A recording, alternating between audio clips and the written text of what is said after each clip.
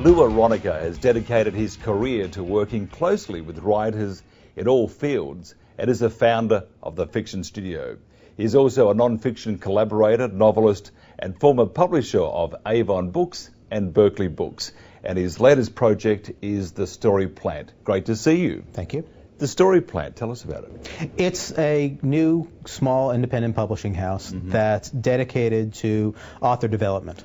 I worked for very large publishers for a long time, and it was a great experience and something that I felt a sort of intimate connection with, and we could really work closely with writers and develop them over time.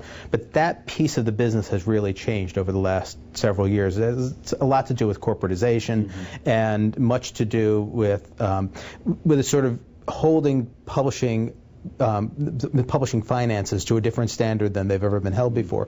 And our feeling was that there was something very substantial that was lost because of that, because what the publishers are looking for now, especially with fiction, which is what we focus on, are books that sell a huge number of copies very quickly, sort of blockbuster sensibility. And the problem is that readers don't buy books that way. Readers don't buy books in mass unless they're buying a new book by a long-established writer. And so publishers are trying to turn new writers into blockbuster authors, and it's just not working particularly well. And my partner Peter Miller and I saw a real gap in the market. And so what we decided to do with the Story Plant was to dedicate the entire list to the development of new writers, to taking writers from the very beginnings of their careers and over a number of books, breaking them onto the bestseller list. Publishing, 27 years. It's a long time. It is a long time. And Why I publishing? had no intention of ever being in the business at all, in fact.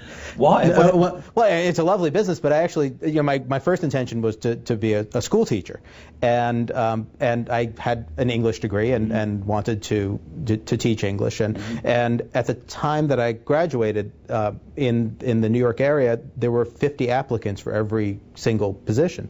And I simply couldn't get a job. And so I was casting about, and I wanted to be a writer, and I wanted to be a teacher. Those were the things I was going to do. I was going to teach during the school year, and then during the summer write great fiction. And so I thought, well, what else does one do with an English degree? And book publishing was really the only other option. And so I did it just to sort of get started, to get a job, frankly. And what I found was that as soon as I got inside and I saw what publishing was about and started working with writers, I mean, that was really the moment where it really kicked in for me. I found that I was absolutely in love with the business. And so I became really, really dedicated to it. There's a real special buzz that comes when one finds a work that you think is special, and then you work closely with that writer and over a number of years make that writer really successful. And I've had quite a number of those experiences in my career. So you're still combining the teaching love Absolutely. with the book publishing. Yeah, and that's actually part of what makes it exciting, because I feel like especially when I'm working with a new writer, that there's a certain amount of conveyance of information that the writer obviously has considerable talent, or it would never have gotten to my attention, but there's a level of experience that the writer doesn't necessarily have yet, and if I can bring that help to the writer and show the writer things that he or she may not see in their own work, then that improves it for everyone.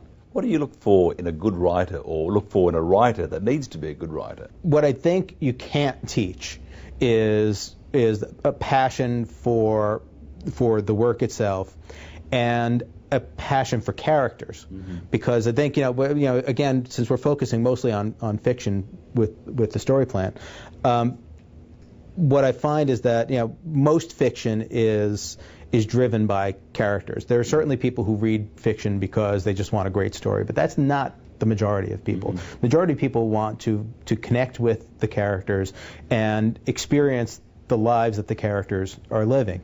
And only if a writer can make a character come to life is it possible for a reader to follow the character along. And so what I look for above everything else is a writer's ability to draw character. I can teach story. I can make sure that the sentences read nicely and that sort of thing. But in terms of creating characters that feel real and that people care about, that's something that it's almost impossible to teach. Can you teach talent? You can't teach talent. No, I think you can refine talent. And there have been writers that I've worked with who are very, very raw as writers. I actually worked with somebody recently who was a brilliant person, who really wasn't schooled as a writer, who really didn't write sentences particularly well, but who had tremendous energy in his work. I could never have taught him the energy, but I could teach him how to block out a scene and how to and how to pace a chapter and that sort of thing. And I could work with him on refining those skills. But the pure talent, it's impossible to teach. Discipline to be a writer. Tremendous. Some say you have to write at least a page a day or something.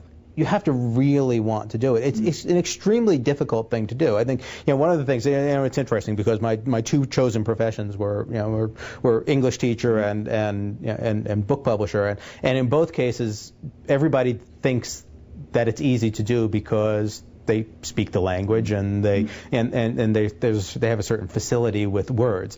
But what they don't understand is that it requires a tremendous amount of discipline to put the words in an order that makes other people want to read it. And I think that for a writer, what it's all about is wanting to battle through the difficult times, because it's mostly difficult times. It's the great Dorothy Parker quote. I don't enjoy writing, I enjoy having written. It's all about the finished product, and for so many writers they can't see the finished product because every single day it's difficult. But what happens is when you put all of those difficult days together, you have something wonderful at the end. What makes a bad writer? A writer who doesn't care. I mean, really, I think the only really bad writers. I mean, obviously there are people who just simply can't write, but the writers who are truly bad writers are people who hold the readership in contempt, who believe that they're writing for people who are less sophisticated than they are, and that's always a mistake because the reader can tell when you're writing down to them. 10 years ago, you could hold that book and the internet was sort of bubbling along. Right. Now, the internet is so dominant. Has it affected books? It hasn't really affected book sales. Is it a bit like a CD? You still got to feel that CD. Well, I think I think what's happening, and it'll be interesting to see what happens over the next 10 years, because there's been a great deal of conversation about electronic books. They haven't really taken hold yet. Now, there have been some devices that have recently come out, the Amazon Kindle, the Sony Reader, and that sort of thing, that have made electronic reading easier, because nobody wants to read a book on a screen, on a computer screen. That just doesn't work. But I think that there are two kinds of readers. I think there are people who read for just the words, and there are people who read for the words and the furniture. And for the people who love the furniture, who love the feel of the book, they're never going to want to give up that actual physical book. For the people who and those people tend to be hardcover buyers. For the people who just want the words, and those people tend to be the paperback buyers, I think they may very well move along to electronic books, and that's great. It would actually be a boon to the business, frankly, if books went electronic, because from a financial standpoint, if you don't have to spend the money to manufacture the books, it's a much more profitable business. Is it a healthy industry at the moment? It's a stable industry at the moment. It's stable as in flat. Flat. It's not declining, and I think all the rumors of its decline are greatly exaggerated. I think it's fascinating that one of the healthiest sectors of the business is the teen market, which it's interesting. I was just talking to somebody today who said, well, kids don't read anymore, and actually that's not true. Kids are reading quite a bit, and they're reading books that they're actually going out and buying, as opposed to books that their teachers are giving them or their parents are buying for them, and that sort of thing. Commercial fiction, especially for teens, is booming. So I think that augurs well for the industry. It'll be very interesting to see what happens in the next couple of years, or in the next year even, because what has traditionally been the case is in difficult economic times, the book business thrives, because books are a relatively inexpensive entertainment. And so we should actually see the business improve over the next year. We'll see if it actually happens. What do you prefer, fiction or non-fiction?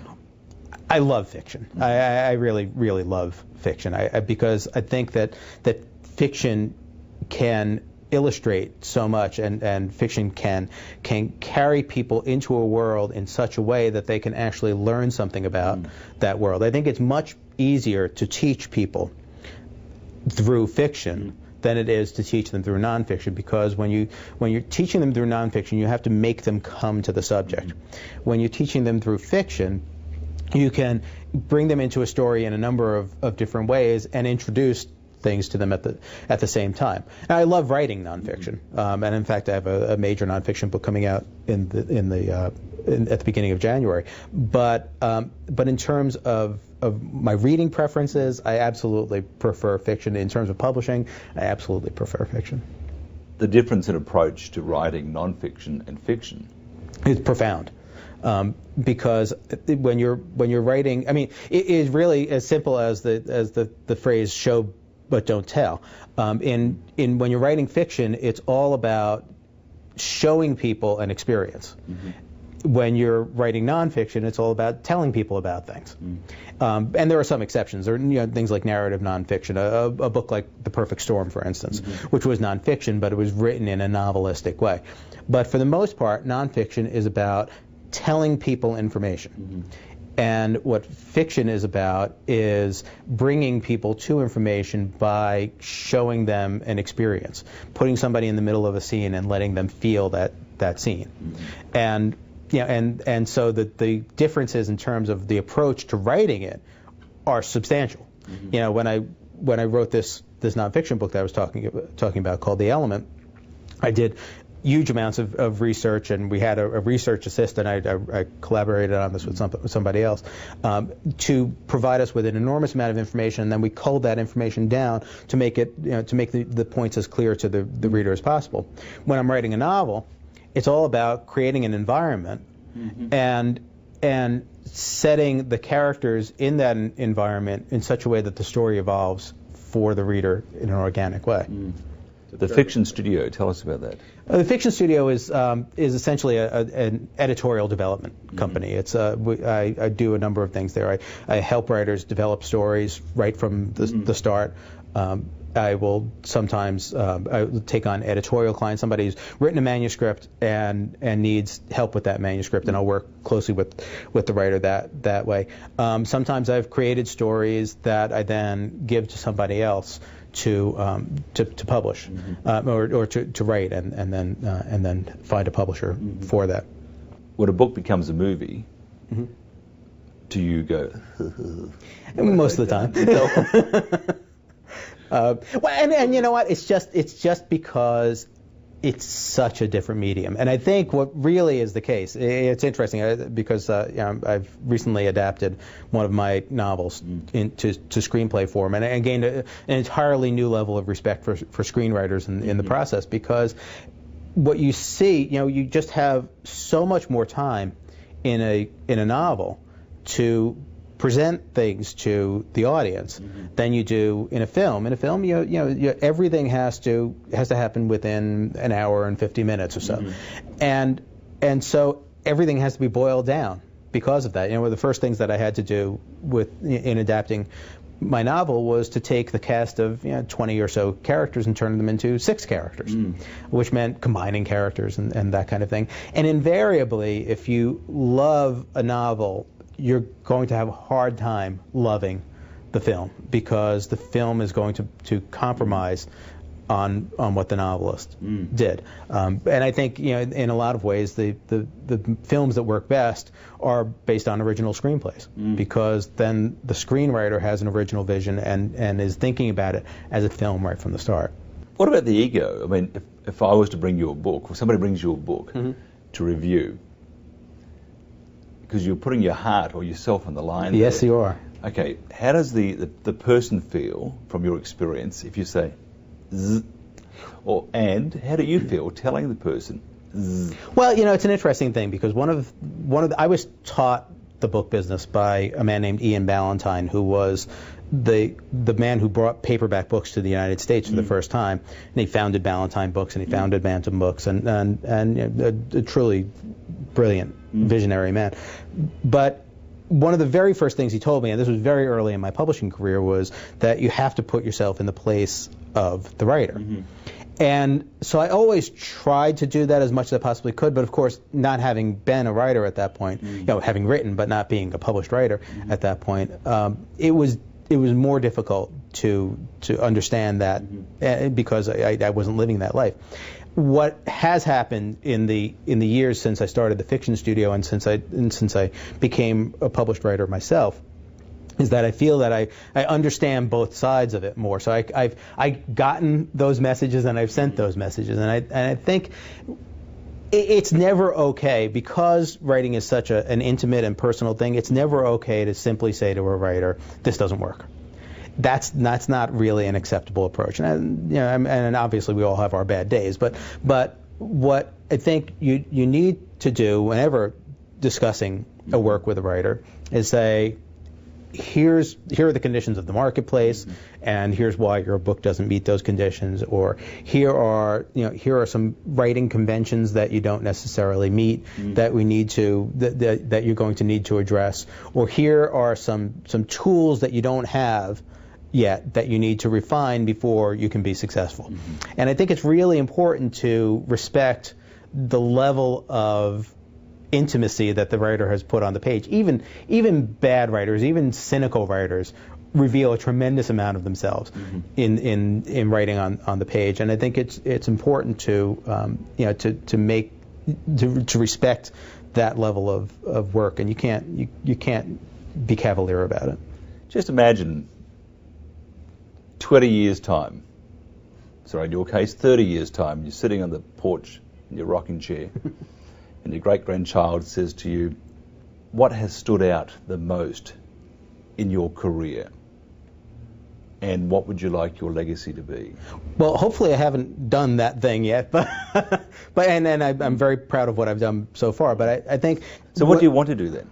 Well, I think what I really want to do is bring books to people that move them in a major way, both as a writer and as a publisher. And I think that I can say right now, I mean, if I never was involved in another book, I can be very proud of the fact that both as a writer and as a publisher, I've been involved with books that have significantly affected people, that people have been changed in some way by books that I've been involved with. And I think that's what makes the business so exciting, is that it's not just about giving somebody a good time, an ephemeral thing, that sometimes you really hit on something. I remember many times meeting readers at conventions or whatever, and having them tell me about a book that I published 10 years ago that they could still remember vividly.